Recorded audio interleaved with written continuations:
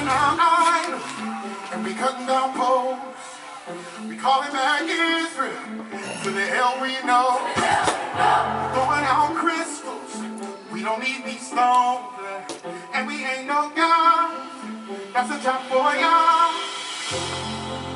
All praise to the Most High. All praise to the Most High, Yahuwah. All praise to the Most High. All praise to the Yah Israel. Tearing down idols, we cutting down poles. We calling back Israel to the hill we know.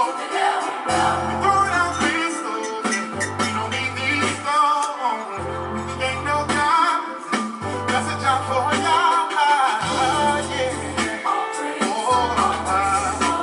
All praise, all praise. Who we say? All praise, all praise. Hey, all praise. Sing it again, all praise, all praise. Let's lift up a praise to Yah, yeah. All praise, all praise.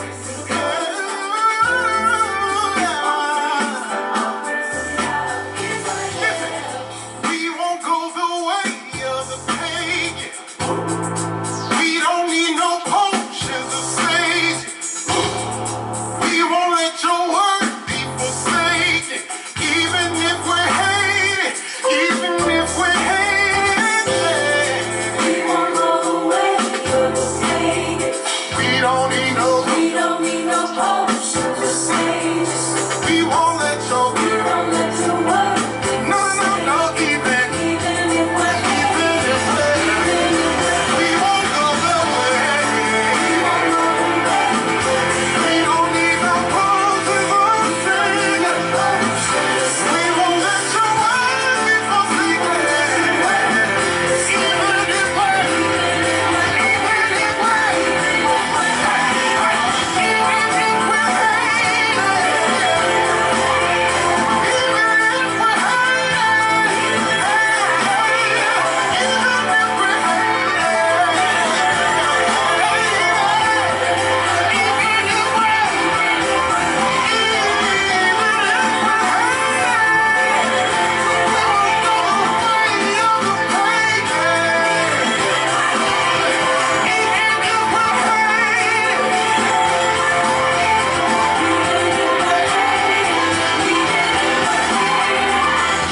tearing down idols and we cutting down poles. We calling back Israel to the hell we know. We throwing out crystals, we don't need these stones.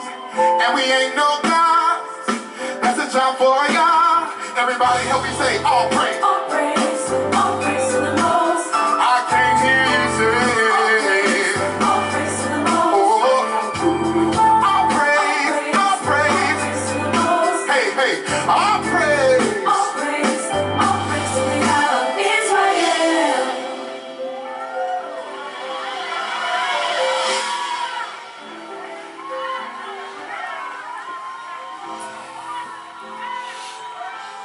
Good afternoon, good afternoon, good afternoon. How's everybody doing this afternoon?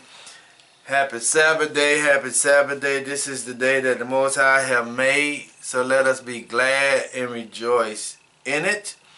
I hope the Most High have really truly blessed you.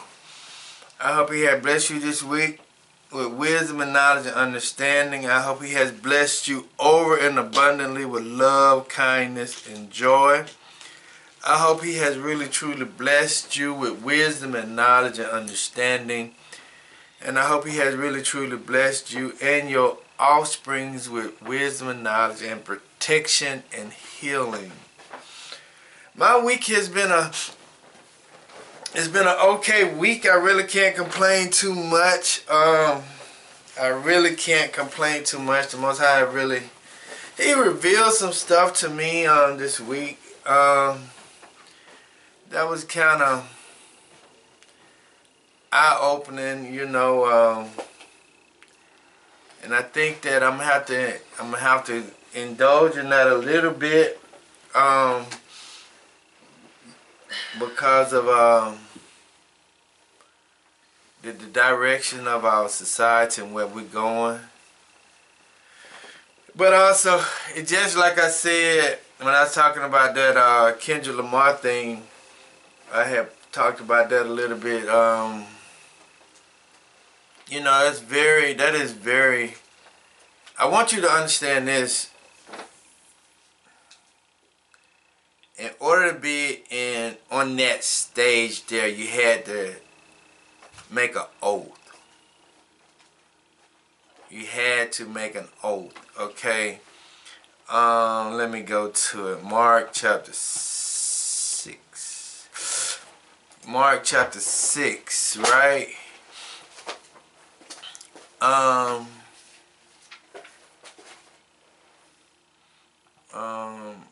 Matthew chapter 6. Chapter 6. 14. Okay, Matthew chapter 14, right? And it was talking about why Herod really had to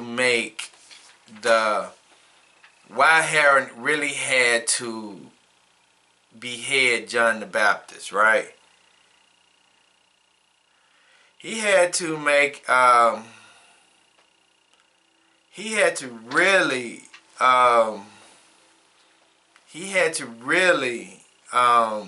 behead John the Baptist because he made an oath with Hyrcanus. He had made an oath with Hyrcanus' daughter. Because Hyrcanus' daughter was dancing in front of him, right? And she was dancing so well, he told Hyrcanus' daughter, whatever you want, I will give it to you. That was like an oath that he had made to her. It says in Matthew chapter 14, verse 7, he says, whereupon he promised with an oath to give her whatever she would ask. And see, when the king had gave an oath, he had to fulfill the oath. Okay? So when you sign an oath with anybody or a pledge, or you pledge with somebody,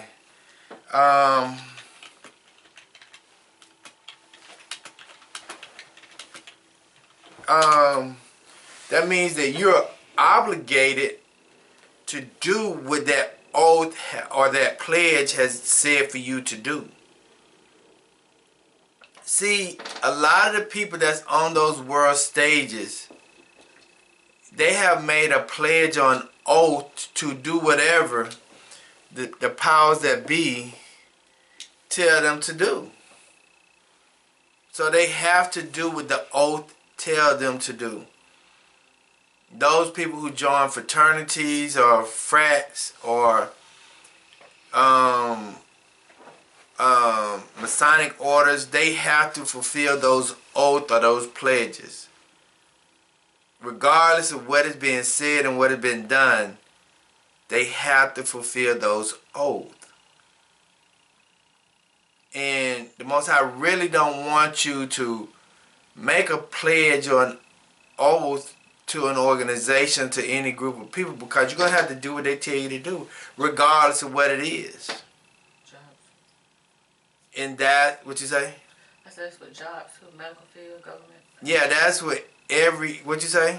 Medical field, government jobs. We took an oath. Right. So whenever you take an oath to something, you're going to have to fulfill that promise, regardless if it's right or wrong. That is the reason why the king had to really behead John the Baptist, not because of anything else. Because the king knew that John the Baptist was a good person. He knew there wasn't nothing wrong. He called him out. He called Hyrcanus out for marrying the king. And she didn't like that. But but because of her anger, she made the king pledge to an oath to her daughter.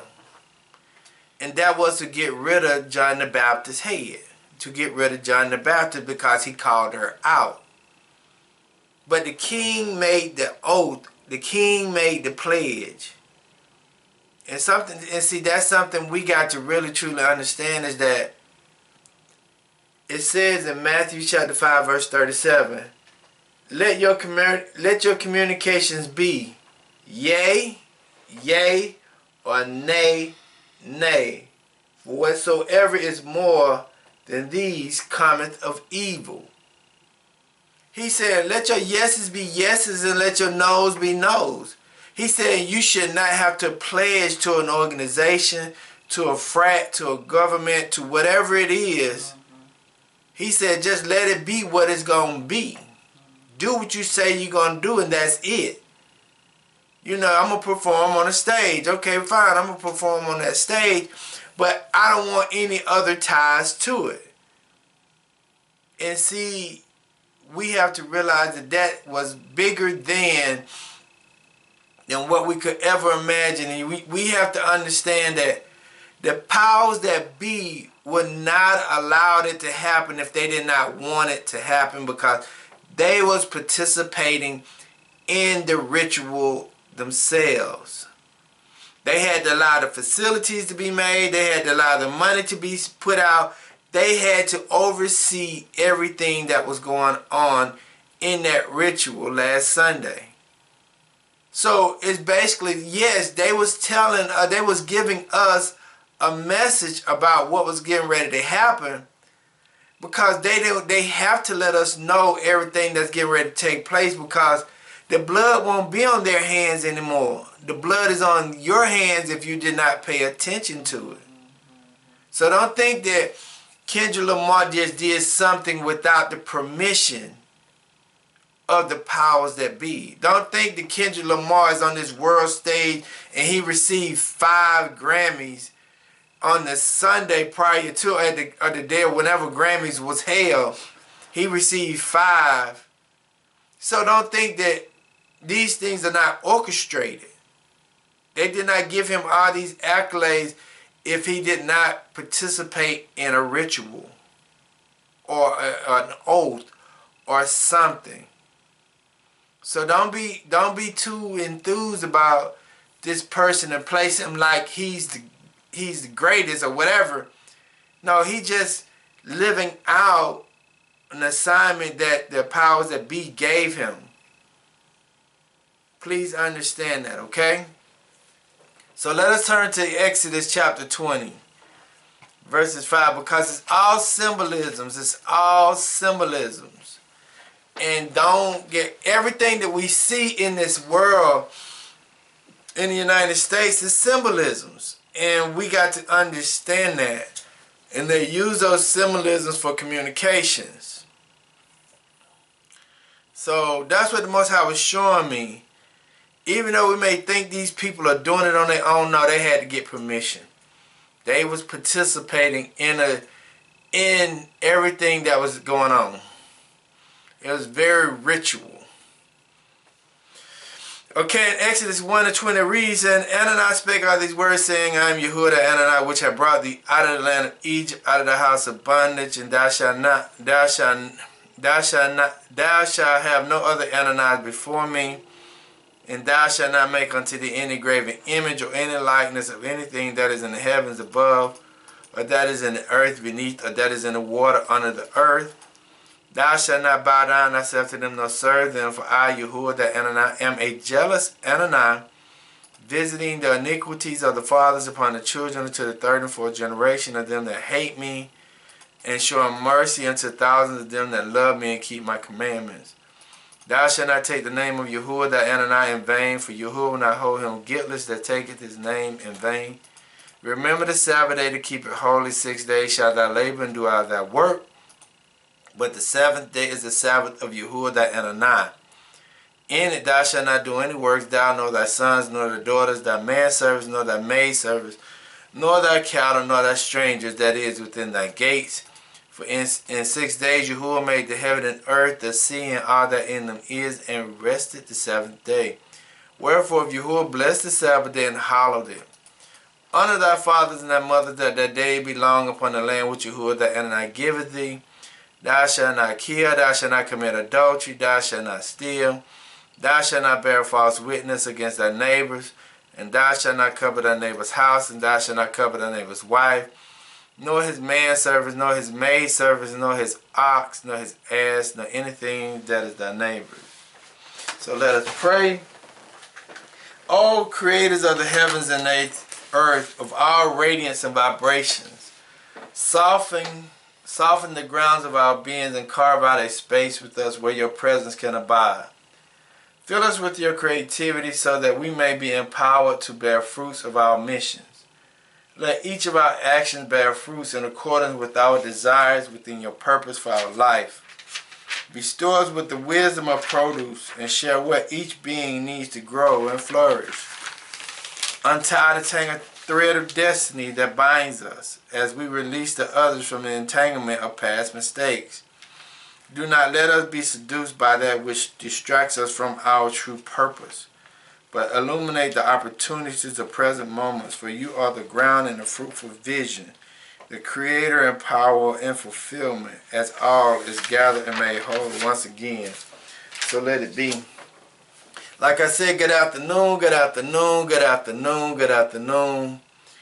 Facebook Live, good afternoon. Breaking Strongholds Ministry on YouTube as well. If you could turn to Genesis chapter 42. Genesis chapter 42. Genesis. Really, I want to go to Genesis 45. But I'm going to piggyback off of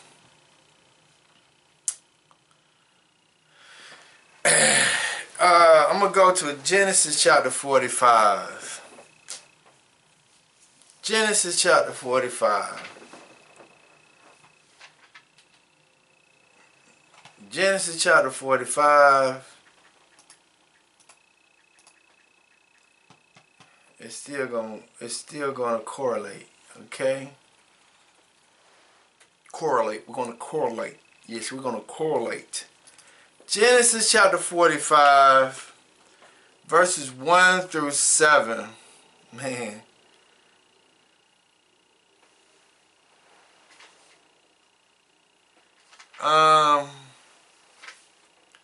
Verses 1 through 8, man. Okay.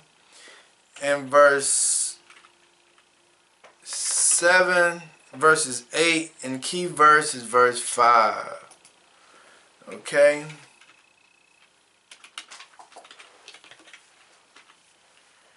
Okay. Alright, thank you, Abba. Verse 5. And it reads, Now therefore be not grieved nor angry with yourself that ye sold me hither. For Adonai did not send me before you. For Adonai did send me before you to preserve life.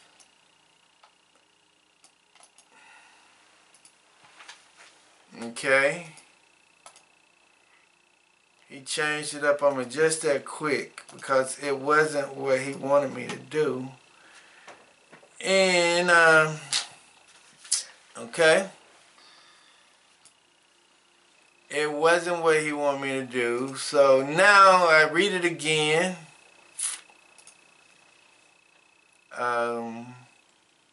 Read it again. Okay. It says, Now therefore be not grieved nor angry with yourselves that ye sold me hither. For Adonai did send me before you to preserve life. Okay? Okay, and the title of the text today is The Great Migration is Here. The Great Migration is Here. That is the name of the text. The title of the teachings today, The Great Migration is Here. And the two words today, the first word is migrate. Migrate means to pass from one place to another, or to pass or remove one region or district to another for a temporary residence. Let me read that over. Migrate means to pass from one place to another, to pass or remove from one region or district to another for temporary residence. Okay, the word famine. The word famine is a 14th century word.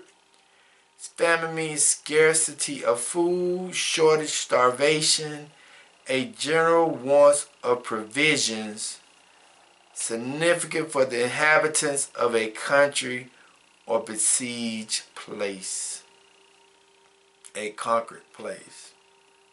That's what famine means. Famine means scarcity or shortage of food, starvation, or a general want of provisions. Okay, also let me go to Isaiah chapter 13 verse 14, and I want you to keep this in the back of your mind.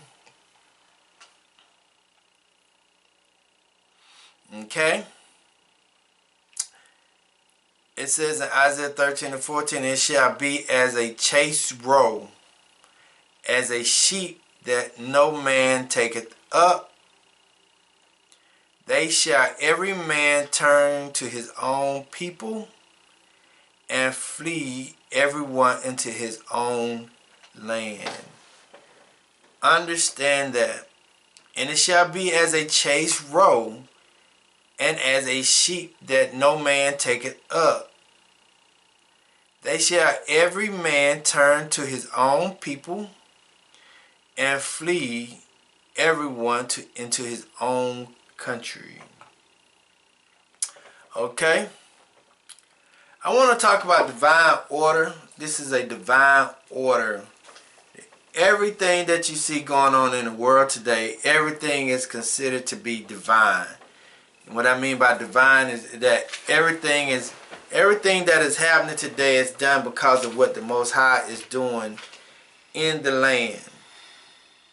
And that is something that we have to accept and respect, because the simple fact is, this is the Most High's doing, because He said, I created good, I created evil, I created all these things that's going on in the earth. Understand that.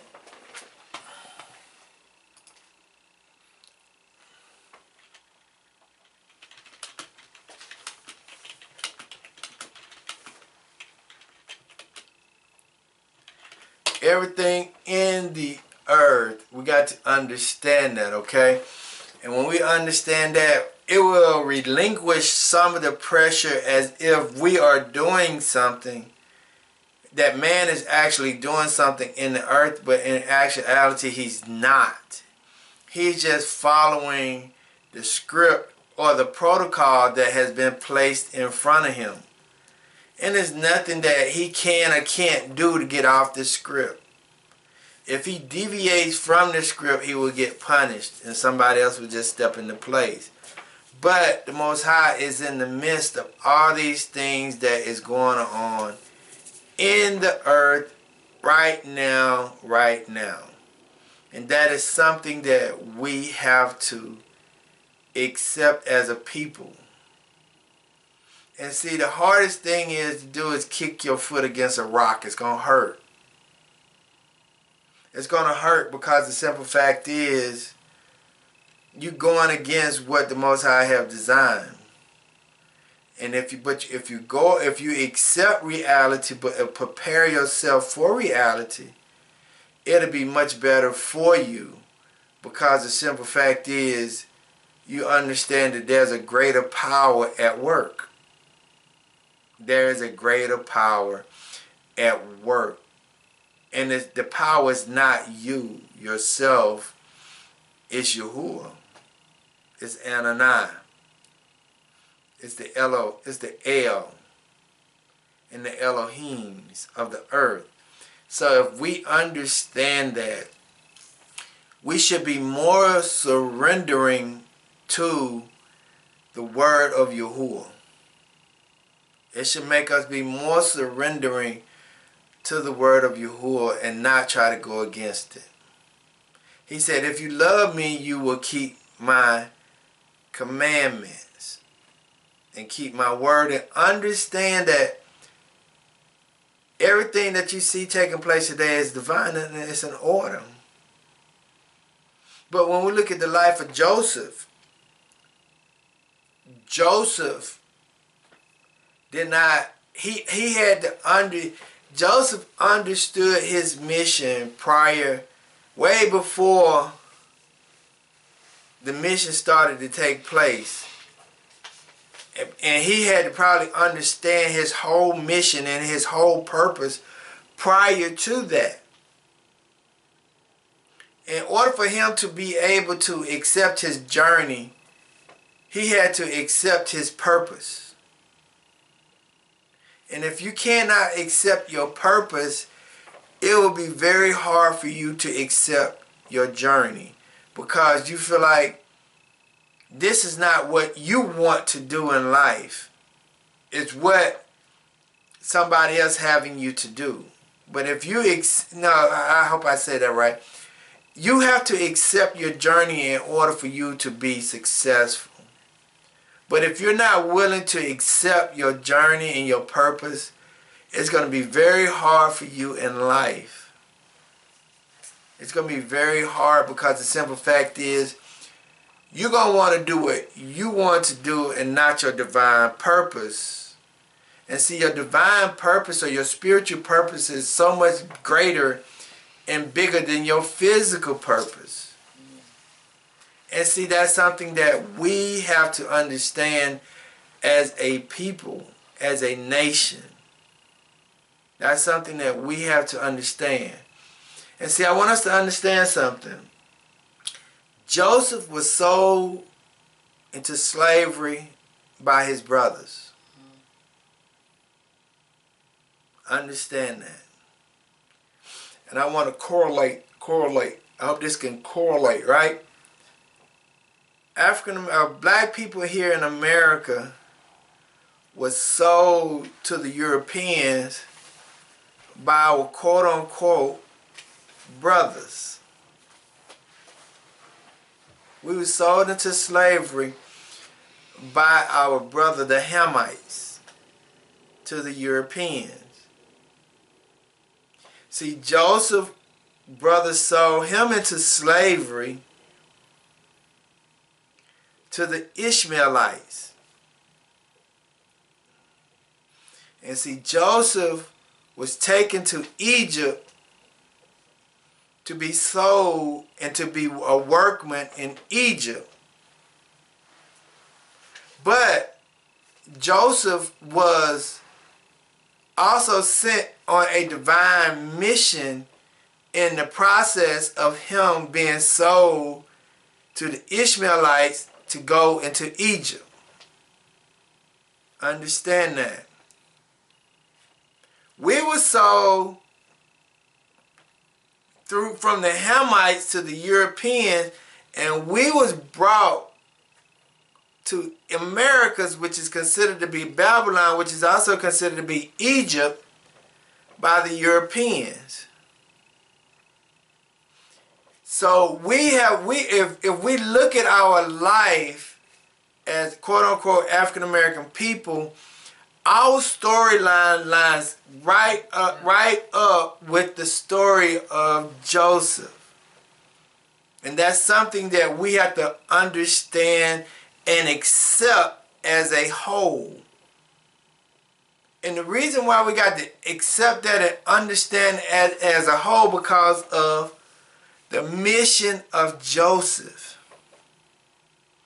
The mission of Joseph was, now therefore be not grieved. He's talking to his brothers. Nor angry with yourself that ye sold me hither. For Anani did send me before you to preserve life. And see, when we look at the story of Joseph, Joseph was well recognized in Joseph because of the gifts and the abilities that he had and that he used in Egypt. He was able to interpret dreams. He was considered to be a, hold on, let me see, can I find it?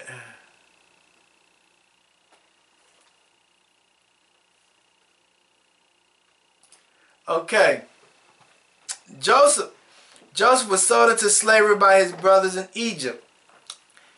Joseph, listen to this. Joseph was considered to be the favorite son. Joseph's brother was jealous of him. Okay, Joseph was thrown into Joseph was sold by just that. He was considered to be the favorite sons.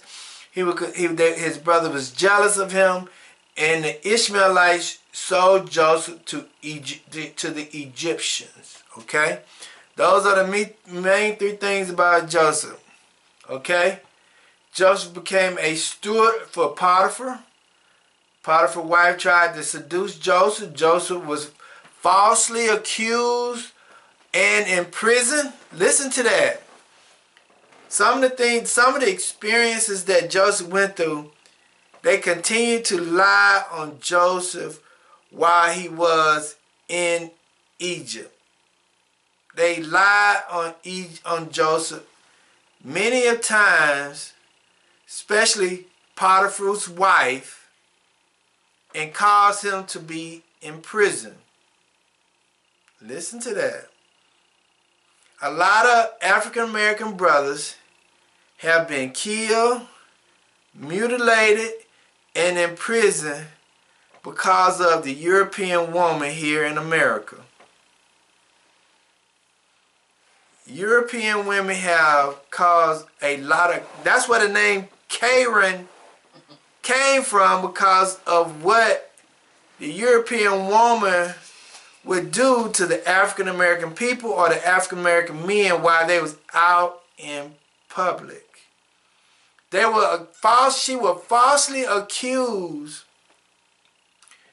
African American people for doing something that they didn't do, because she was jealous, she hated them, or she didn't like what they was doing, so she falsely accused them of doing something they didn't necessarily do, because she wanted to get them either in prison or deleted from the scene.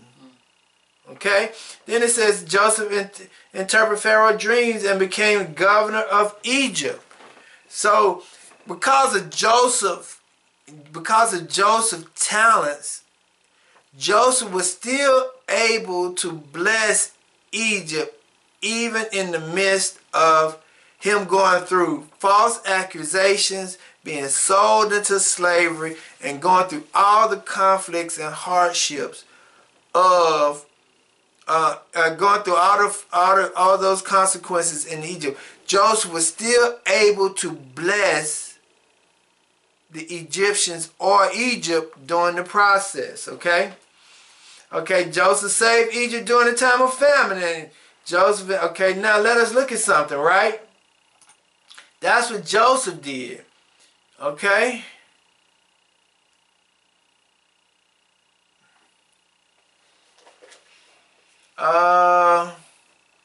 Now let us look at what African American people did for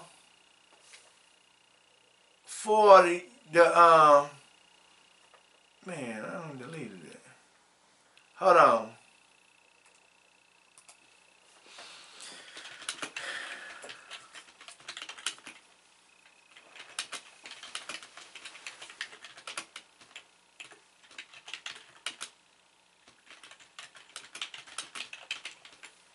Okay.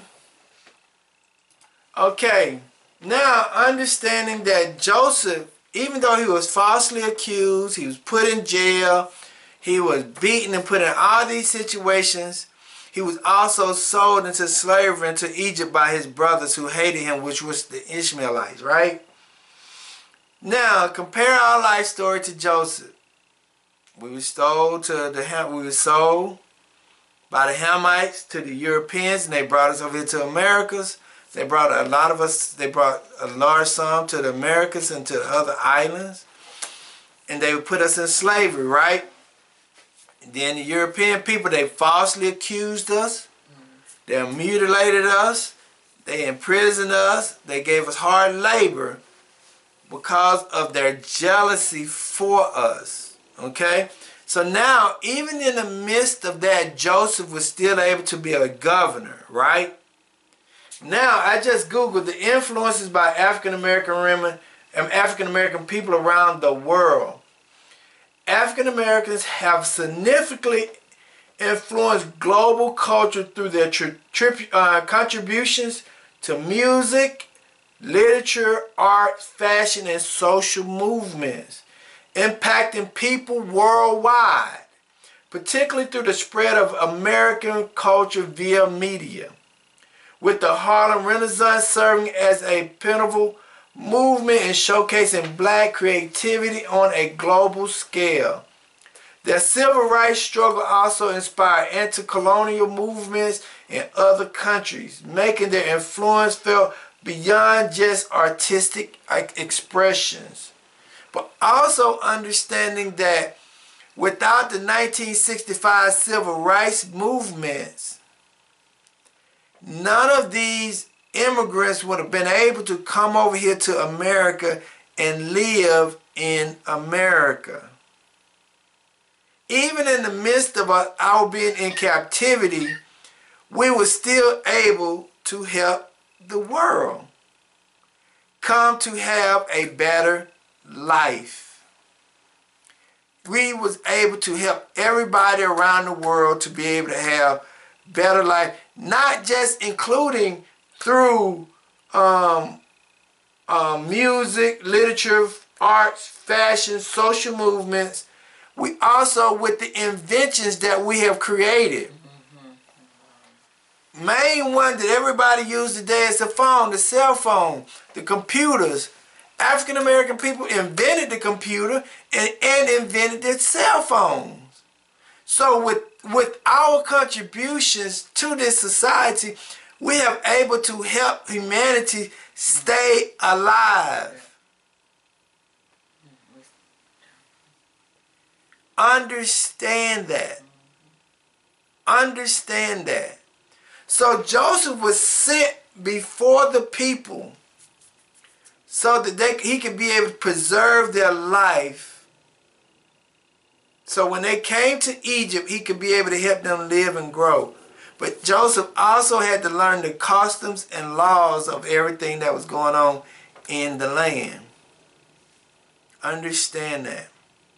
So now the main difference in us and Joseph is that after Joseph stayed in Egypt, he resided in Egypt. But with us, we may have to migrate back to our brother to help preserve his culture and their life in Africa. Okay? That's something that we may not want. And the reason why I say that, okay, I'm going to go to something, right? Then I get to the text in a few minutes. On the CNN Politics, this came out February the 14th at 5 p.m. Thousands of probationary employees fired as Trump administration direct agencies to carry out widespread layoffs. Understanding that this is still part of what I was talking about in the 20s, but now you're actually starting to see unemployment hit the market. Okay, I'm going to read just a few seconds of it. It said the Trump administration broadened its efforts to terminate thousands of probationary workers on Thursday, instructing agencies on a call to move forward with the layoff. Officials have set their sights on probationary workers who have typically been employed for less than a year or two in some cases because they have fewer job protections and lack the right to appeal. So now, even when yesterday I was talking to this young lady and she was saying that she worked for an insurance company. She said that she had 3 sections at her insurance company. She said, and each section had over 700 people. She said, as of today, it's only 30 people working within each of those sections. And I asked, I said, are you telling me 670 people in each section got laid off? She said, yes. 670 people in each department got laid off. I said, wow. So now what we're seeing is a ramping up of layoffs here in America. Okay, that's one. Also, on the BBC, it says, this came out January 29th, 2025, about 16 days ago, 18 days ago. Trump said U.S. would send some immigrants to Guantanamo Bay. So now, also what you having here in the Americas is that you have a mass layoff, you have a, hold on.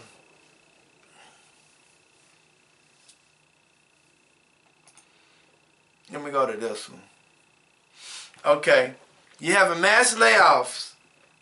This came out February 11th, 2025 at 6:14 p.m. on the Spokesman Review. Okay, it says farmers on the hook for millions after Trump freezes USDA funds. Now it is saying that the farmers do not have money to be able to work the farmland because Trump has froze the money for them to have access to so that they can buy the seeds, the fertilizer, and the tools and the equipment to be able to to be able to plant food for the American society. So Trump froze that funds for the American farmers. It says, farmers reporting missing millions of dollars of funding they were promised by the U.S. Department of Agriculture, despite promises from the Trump administration that a federal funding freeze would not a blank. Thank you for visiting the spokesman. Okay, it's saying that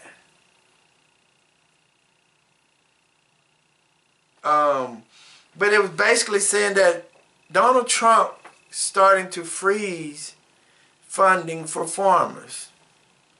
So if it's freezing funding for farmers, they're not going to be able to grow no food. And now Trump is wanting to downsize the United States government, which employs over 2 million people. So now it's also going to hit the private sector. Okay? So now when you're dealing with all of that,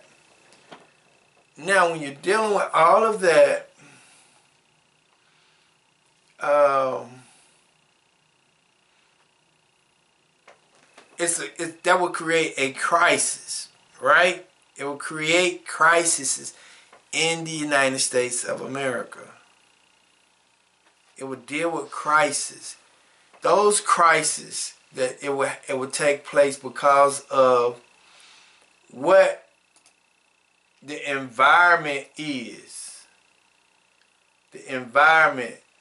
And see, we have to understand, I'm getting ready to deal, let us go to, also, I first want to deal with conditions. The first thing is conditions, okay? I want to deal with conditions. Now, conditions. Why do people migrate from one location to the other?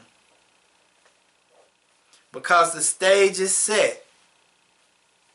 There is unemployment. Now it looks like it's going to be a food shortage because the farmers can't grow food. The egg prices are soaring. Gas prices are going to soar. All these things are going to happen, okay? But the stage is set for a great migration because of the simple fact is the conditions and of the situation. So now let us go to Genesis chapter 41 because I want us to understand this too. Everything is a divine setup for the children of Israel to get to be in a land for a certain period of time so that we can be able to have our promise. And I want us to be able to understand something. We have to accept the divine works that is going on. Just like Joseph accepted it, we as Hebrews or Israelites in America, we have to accept that divine promise. But we have to be able to put ourselves in a situation to migrate to other areas when need be. That's why I said to you last week, you have to make sure, or if you can, start looking for areas in Africa the way you could go to because of the conditions that may hit the United States of America. Okay? So we're talking about conditions, right? The Most High had to establish conditions in order for people to migrate to one location or to another. And it's all divine. In Genesis chapter 41, verse 54 through 57, it says, "And the 7 years of dearth began to come, according to Joseph has said. And the dearth was in all lands, but in all the lands of Egypt there was bread.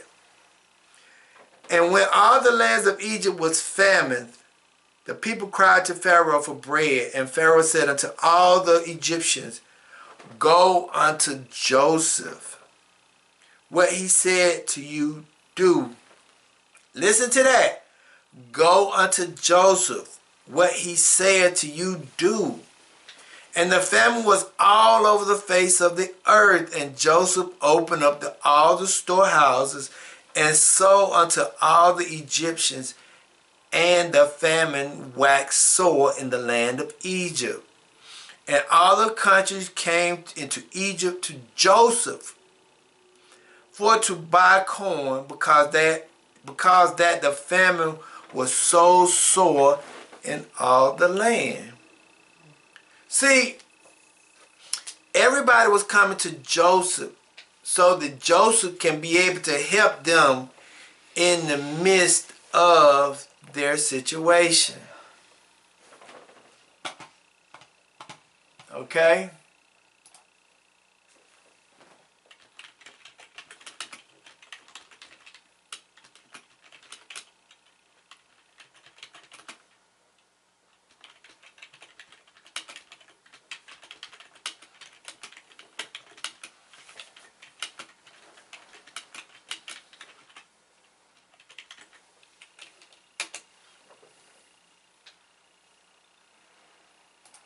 Okay? Let me go to another one. Let's go to Genesis chapter 43.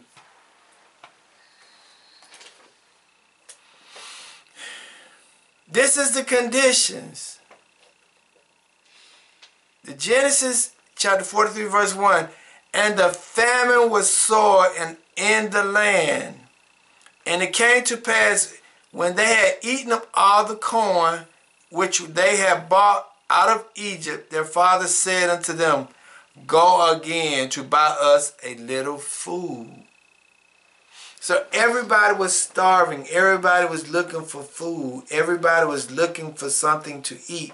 But they had to go to Joseph to get the food.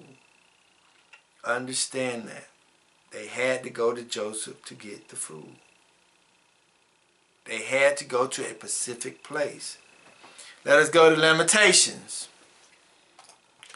Chapter 5, verse 10.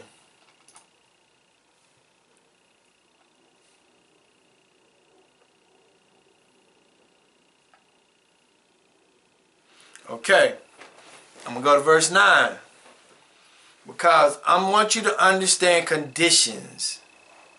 Conditions. It says, Lamentations chapter 5, verse 9 and 10.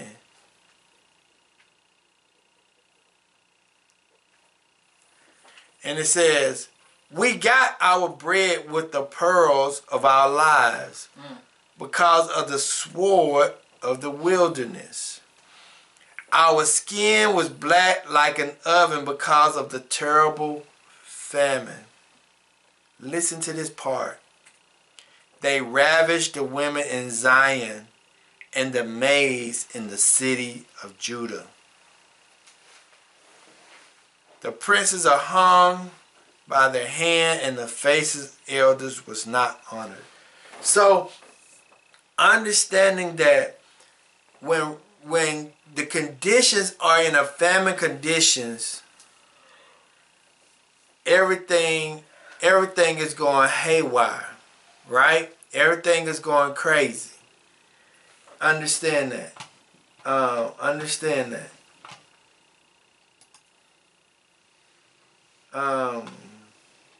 Understand that. Okay? So, now we're talking about the conditions. I just told you that the American farmers are not being able to buy food, they're not going to be able to produce food because the simple fact is that Donald Trump froze the funding for farmers. Also through the Department of Education, when he's freezing the funding for the Department of Education, just say hypothetically, the University of Alabama is receiving $413 million a year for the projects and the researches, right? And he's going to freeze that money to give to that institution. Now, how many people is that going to affect when he frees that money that's coming out of the Department of Education? How many people is that going to make unemployed? What kind of research is going to stop? How is it going to impact the state of Alabama in itself? Then I just told you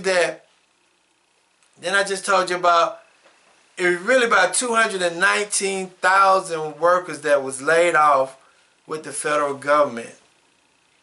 And it's going to be more to come. So now the conditions are set where it was famine in the land in Egypt. And it was now the opportunities where it's to be famine in the land here in America. But we still have to understand that everybody was designed and placed and put in situations for a particular reason and for a particular purpose. See, it's like when you look at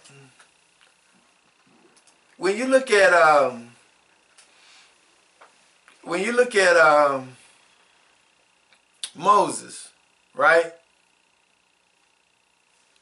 When you look at Moses, Moses was placed in Egypt for a reason.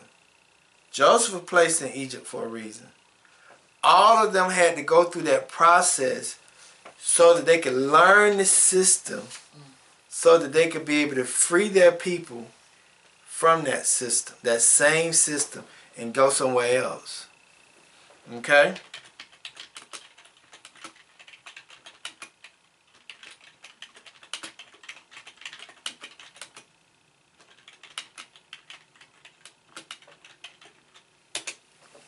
Okay, so now we understand that there's a condition. We understand that. We see the condition here in America. We see that. So now, once you start to see the conditions, everybody start to plan to make moves to do things. Everybody start to make plans to do things. And see, the people who don't see the conditions of the lands, they still have hope in the land. They still trying to trust and say, oh, God gonna do this, and oh, the Most High gonna do this, and oh, when actually this is judgment in the land. But it was a divine setup from the very beginning because he was trying to get his people to move. He was trying to fulfill the promise. Okay? Let us go to Genesis chapter 43. Because I just gave you the conditions of Egypt. I gave you the conditions of America. Now we're going to talk about the migration stars. Why do people migrate? Okay? Why do people migrate?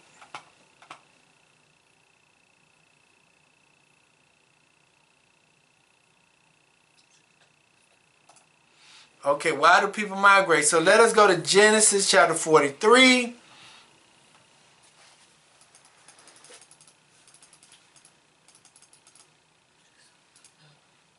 43, 2 through 4. Okay? The condition was, hey man, we got to do things. We got to make some move because there's famine in the land. In Genesis chapter 43 verse 2 it says, and it came to pass, when they had eaten of the corn which they had bought out of Egypt, their father said unto them, go again, buy us a little food. And Judah spake unto him, saying, the man did not solely protest unto us, saying, ye shall not see my face, except your brother be with you. And if thou wouldst send our brother with us, we will go down and buy thee food. See, they was trying to move and go about to places, to Egypt, to be able to get food for them to be able to live off of. And see, that is one of the one of the things, that's one of the reasons why people migrate, right? Because I had asked the question, I said, why do immigrants come to America?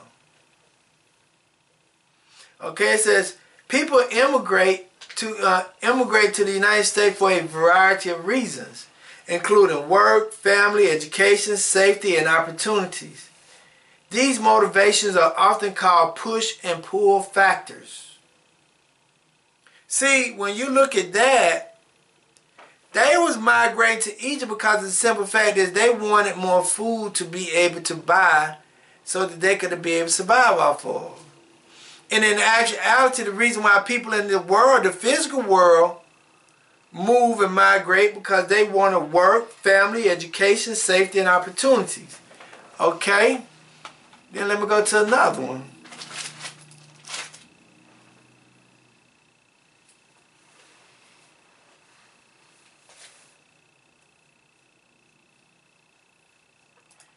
I did this question here.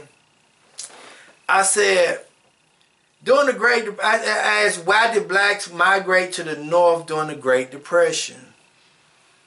Okay, why did they make? He said, during the Great Depression, black Americans migrated to the North primarily to escape the oppressive conditions of Jim Crow, seeking better economic opportunity with higher wages in the northern factories. Even though the North also faced economic hardships, as the South offered even fewer options due to widespread poverty, limited job prospects, and rampant racial violence. So the reason why they was migrating to Egypt is the same reason why people continue to migrate. People continue to migrate. Okay? So I want us to understand that. So let us go to Exodus chapter 20. Verses 18. Right after 17.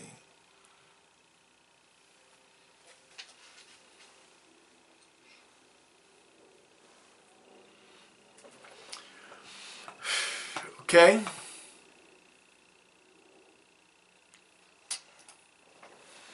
Okay, it says in Exodus chapter 20 verse 18, and all the people saw the thundering and the lightning and the noise of the trumpet and the mountain smoking. And when the people saw it, they moved. They were moved and stood afar off.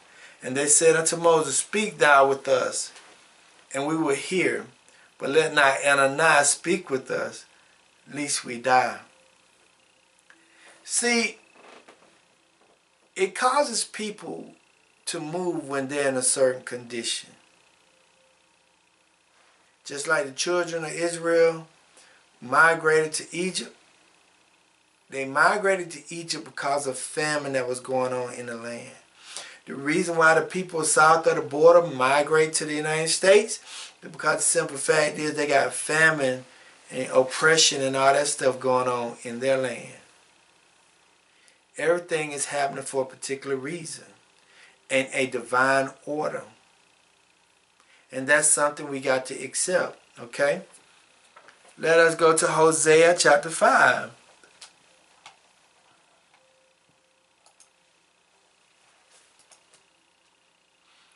Verse 13. Because we're talking about moves now, right? We're talking about moves. We're talking about people moving, people leaving because of the conditions of the land. And see, that's something that we have to get ready to program ourselves for so that we can be able to move because conditions. Never be complacent in one condition or another. Okay? It says, when Ephraim saw his sickness and Judah saw his wounds, then went Ephraim to Assyria and sent to King Jerob. Yet could he not heal you, nor cure you of your wounds. For I will be unto Ephraim as a lion, and as a young lion to the house of Judah. I, even I, will tear and go away. I will take away, and none shall rescue him. See, whenever somebody's in a major crisis, they are always seeking refuge somewhere else other than where they are. People are always seeking refuge somewhere else other than where they are because of the conditions of the land. It really is. That's really the way it is. That's everything that's going on in the world. And that's something that we have to understand, but it's the divine setup right now for what we see here today. Okay? Because I want to say this to you. What I did this morning, I'm giving you a lot of information because I want to correlate. I want to correlate the Bible with what we've been going through in the world. Okay, what is the projection of the population of Africa by 2030? Okay, I said, what's the projections of the population of Africa by 2030? It says, according to current projections, African population is expected to reach around 1.7 billion by 2030, representing a significant increase from its current population, signifying a major demographic trend towards the urbanization on the continent. They said that they are expecting Africa to grow tremendously to 1.7 billion people by 2030. And the reason why they're expecting people to grow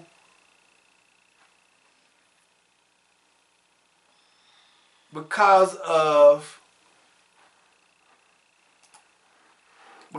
immigration. People will immigrate. People will migrate to Africa, okay? Because I asked a question, I said, will people migrate to Africa by 2030? Yes, people are expected to migrate to and from Africa in 2030 due to a number of factors, including climate change, population growth, and economic opportunities. See, they are already expecting for the children of Israel to go back to Africa. And they already got the numbers already projected in the plans. It's just the simple fact is, is how it's being carried out that would be significant. Okay, because the simple fact is, they said yes, it will be a yes, people are expected to migrate to and from Africa due to a factors of climate change, population growth, and economic opportunities. Okay, African population is growing rapidly, and by 2050 it is projected to be more than doubled. Okay?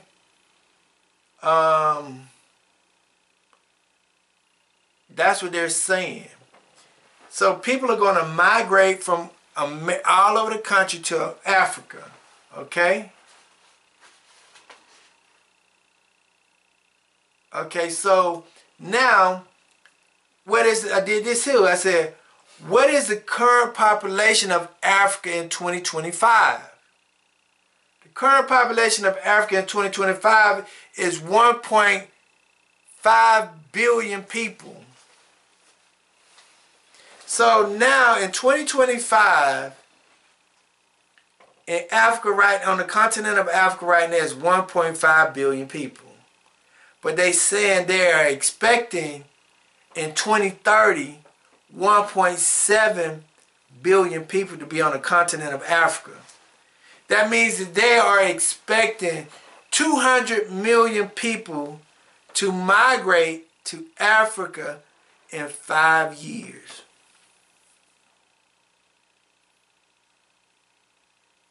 They are expecting 200 million people to be uprooted from wherever they are to migrate to Africa within 5 years. 200 million people, right?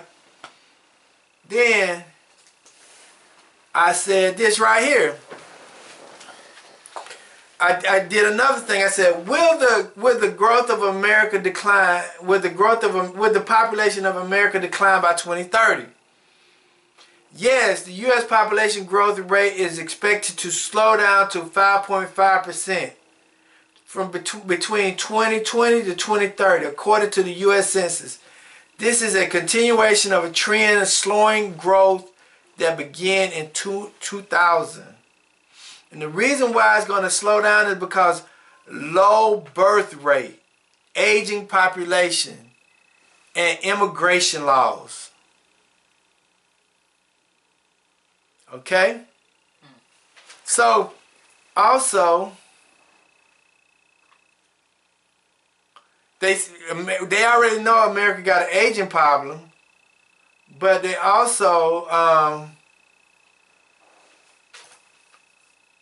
they understand that America will not be able to sustain its population here in America because they don't have the capability of sustaining itself because they don't produce anything. America don't produce nothing. So it won't be able to sustain its citizens because of the simple fact is they don't produce nothing. They said the U.S. population is projected to grow through immigration, but the growth rate would decline. To sustain the population, the United States would need to increase immigration significantly. Okay? Because they're saying that the fertility rate is dropping so much and they don't have the production to be able to support the people. And because they don't have the production to support the people, the population is not going to grow. People are going to leave the U.S. more so to stay here in the U.S. because the simple fact is they don't have nothing to sustain itself. That's why people will start to leave the countries because the simple fact is nothing is here for the people.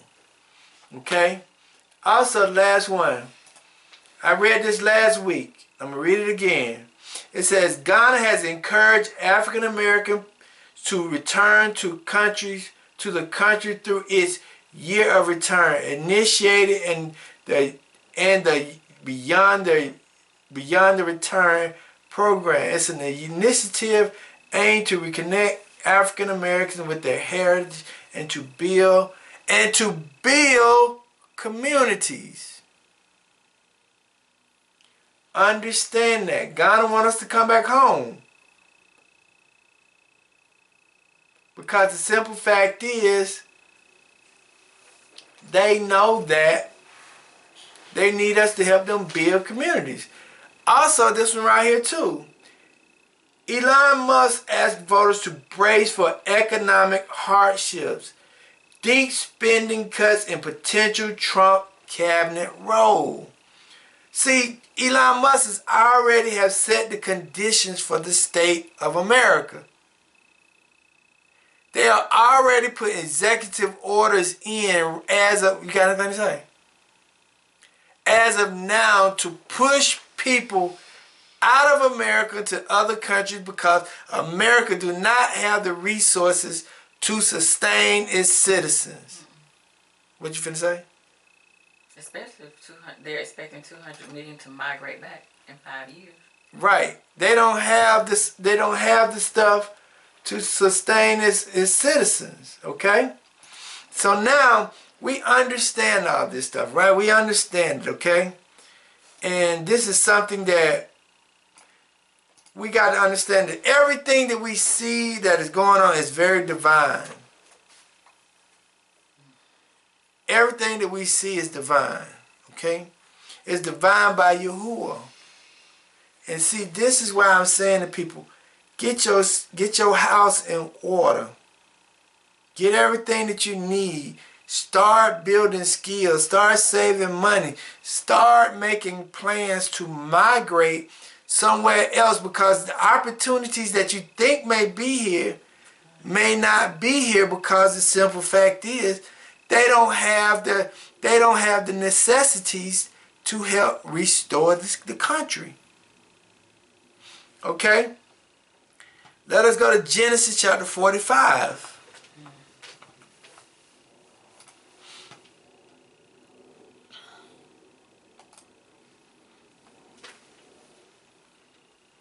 Verses 7 and 8. And see, this is what we got to realize.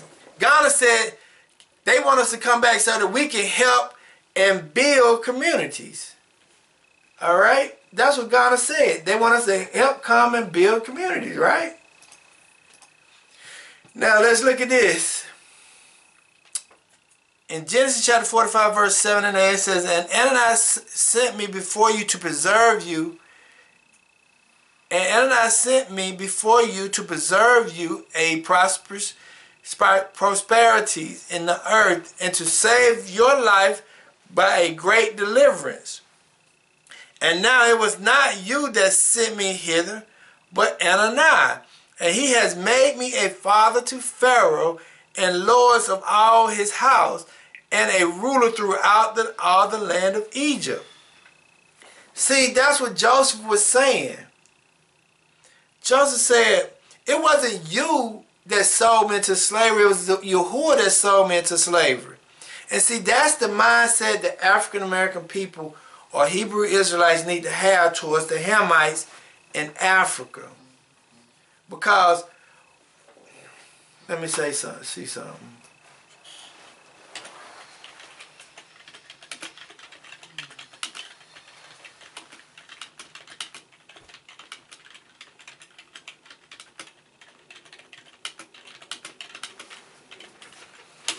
Okay.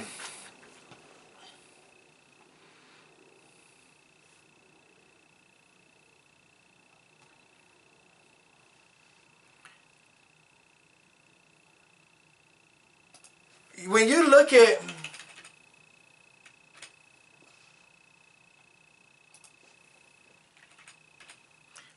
at the education of African American people,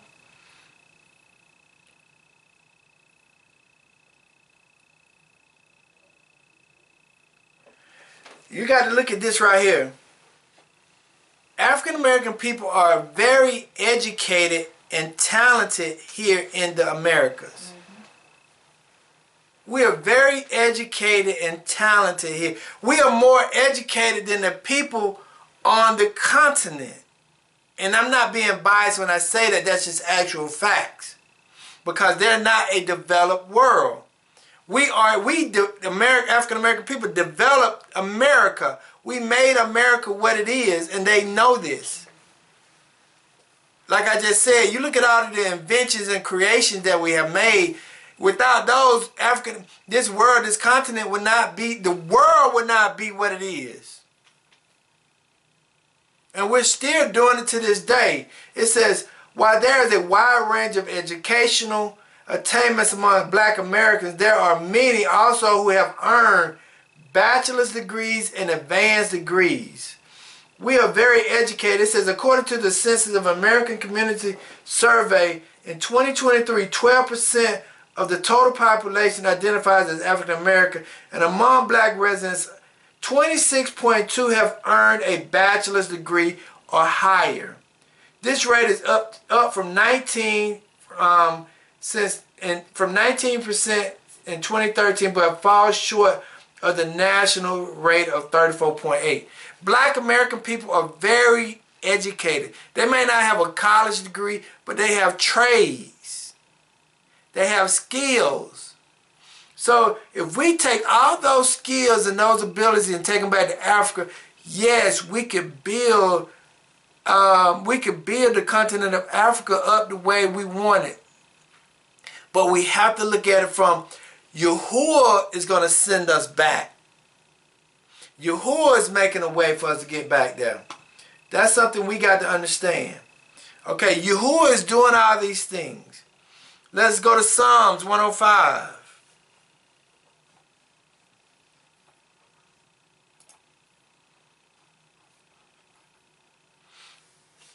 Psalms 105, 16 and 17.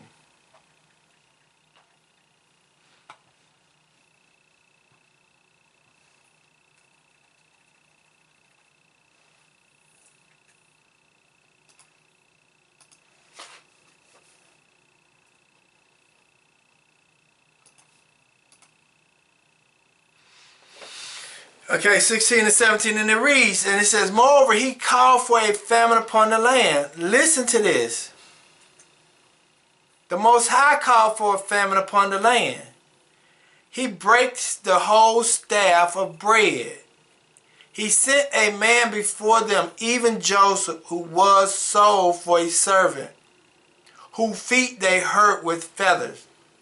He was laid in iron until the time that his words came. The words of Yahuwah tried him. See, this is the thing that gets me, is that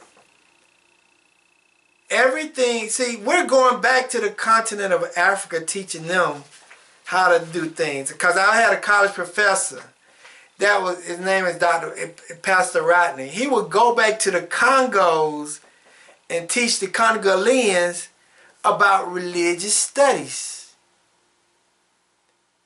I would have other pastors and other people that's going to the continent teaching the Africans how to be, because they didn't have the education that we have to today. And I'm not saying that they're not educated, but they come here to the Americas to get educated. So that's something we got to understand. The Most High placed us here so that when he sends us back to the wilderness, which is Africa, or he sends us back there for a permanent, he equipped us to be able to sustain that land for duration. Because we're soldiers, we're farmers, we're educations, we're doctors, we're lawyers, we're scientists. There's nothing that's in the African American community that cannot benefit the continent of Africa. Huh?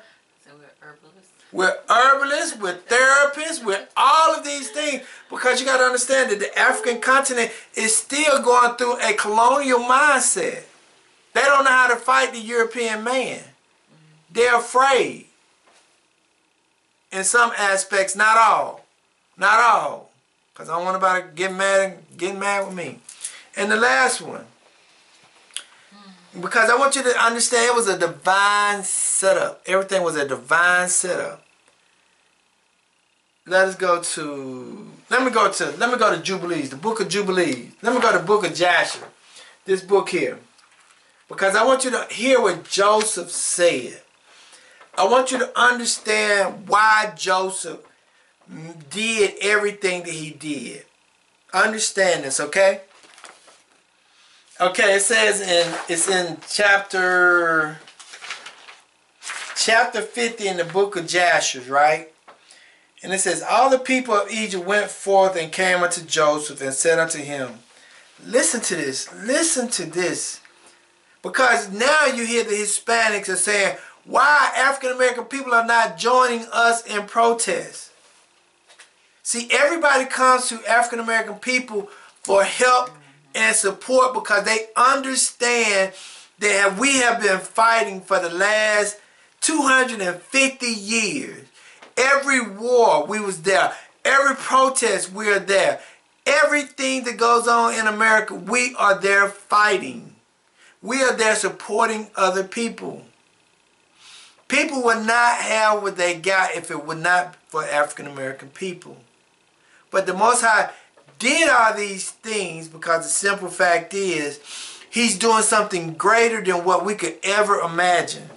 It says, all the people of Egypt went forth and came unto Joseph and said unto him, give us unto us food, and wherefore shall we die before thee through hunger?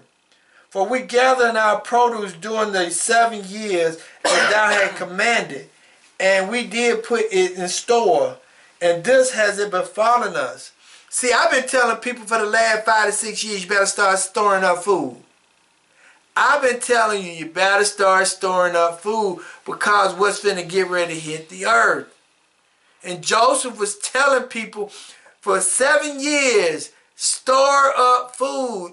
Store up food because there's a famine coming. I've been telling you since 2018, store up food because a famine is coming. And when Joseph heard all the words of the people of Egypt and what had befallen them, Joseph opened up all his stores of the produce, and he sold it unto the people of Egypt. And the famine prevailed throughout the land, and the famine was in all countries, but in all the lands of Egypt there was produce for sale. So Joseph was able to save the people. Just like African American people, they help everybody. They save and help everybody. Okay? Without us, there will be no world the way we see it today. And all the inhabitants of the land of Canaan and the Philistines and those beyond the Jordan and the children of the east and all the cities of the land far and nigh heard that there was corn in Egypt. And listen to that. Listen to that. Listen to this again. And all the inhabitants of the land of Canaan, the Philistines, and those beyond the Jordan, and the children of the east, and all the cities of the land, far and nigh, heard that there was corn in Egypt. There was opportunities in America, and they all came to America to buy corn, for the famine prevailed over them. Without the 1965 Civil Rights Act, nobody would be able to come here and eat the way they are eating. Nobody would have been able to come over here and enjoy the fruits of this land without African American people fighting for them. Fighting for that civil rights cause. See, that's something that we got to accept. We are great people. But the Most High placed us here so that these people can get a glimpse of the power that African American people have through everything that we have done. Okay, and Joseph opened the storehouses, the stores of corn, and placed officers over them, and they daily stood and sold to all that came. And Joseph knew that, listen to this, this is the most important thing I want you to hear. And Joseph knew that his brothers also would come to Egypt to buy corn, for the famine prevailed throughout the earth. And Joseph commanded all his people that they should cause it to be proclaimed throughout the land of Egypt, saying, it is the pleasure of the king of his second, of this great man, that any person who wishes to buy corn in Egypt should not send his servants to Egypt to purchase, but his sons, and also any Egyptian or Canaanite who shall come from any of the stores from buying corn in Egypt, and shall go and sell it throughout the land, he shall die. For no one shall buy but for the support of his household. See, Joseph made a decree that can't nobody come get corn but your family members. See, the Ghanas are asking us to come back because we are their family members. Because they know what they did to us. And see, that's why I say it's a divine setup, because they now are trying to apologize to us for what they did to us. Because they know that we have an opportunity to save their life. Because of the education, the experience, and the abilities and the skills that we have, that we can help them throughout all the land. 40% of the United States military, I just say 35% of the United States military are African American people in all sectors. So that means that we can go and help them build their military. Look at the farmers. We can go and help them build their farm. We have successful doctors. We have herbalists here that can go to the continent of Africa and help them replenish that land. Now I'm finished with this one.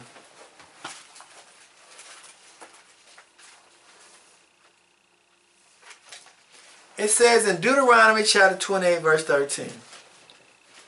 The Lord shall make thee head and not the tail, and thou shalt be above only, thou shalt not be beneath, for if that thou hearken unto thee. See, there's a major shift happening where he's making us the head and not the tail no more. Because the experiences that we have, a lot of us going to take it back to the continent and help them rebuild Africa. And restore Africa to the place and the things that it needs to be. We just have to prepare ourselves and get us ready for that, okay? Mentally, physically, spiritually, financially, and be praying and being obedient to Yahuwah. Father, we thank you, we bless you, we praise you.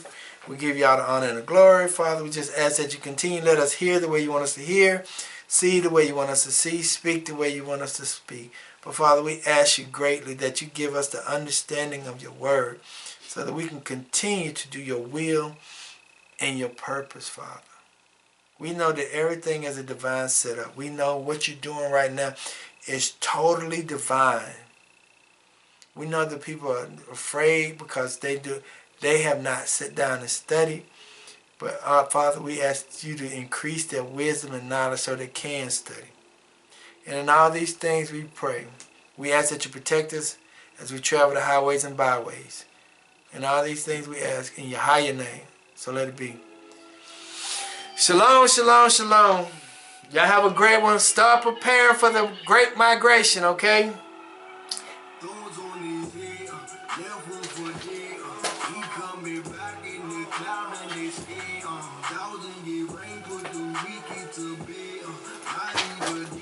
Do just what he say, these people suffer for long that we here, out of that gravy connected like trees, dry bones are rising, realizing we is, walking that power that I was here, don't you be scared, walking no fear, we all could see our redemption in there, Alpha Omega, the head off a digger, we the true living, don't care about digger. To the east, to the land, get the figure. Flee from the land of the north, make a way. Carry commandments, who carry the taker. Up on the Mashiach, holla our Savior. Thorns on his head, left one for dead. He coming back in the cloud and they scared. 1,000-year rain put the wicked to bed. Mighty Redeemer, do just what he said.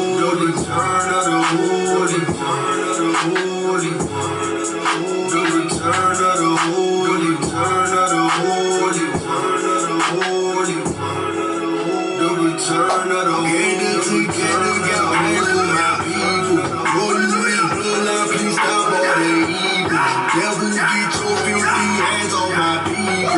Now send your hand upon this land, cause we need you. Thorns on his head, left one for dead. He coming back in the cloud and they scared. 1,000-year rain put the wicked to bed. Mighty Redeemer do just what he said. His people suffer for long and we here. Out of that grave we connected like trees. Dry bones are rising, realizing we here. Walk in that power, the hour is here. Don't you be scared, walk in no fear. We all could see.